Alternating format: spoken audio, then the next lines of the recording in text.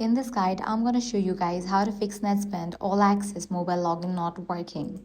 Let's get started.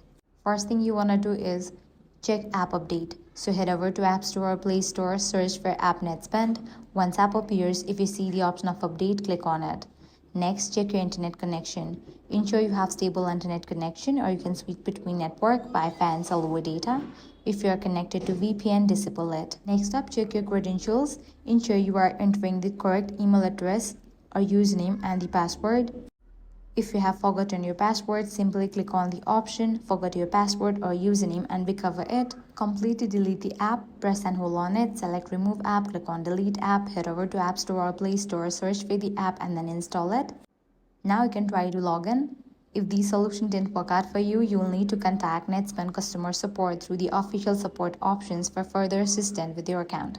And that's it. With the solution, you'll be able to log into your account. If this guide helped you out, do not forget to like, share, and subscribe.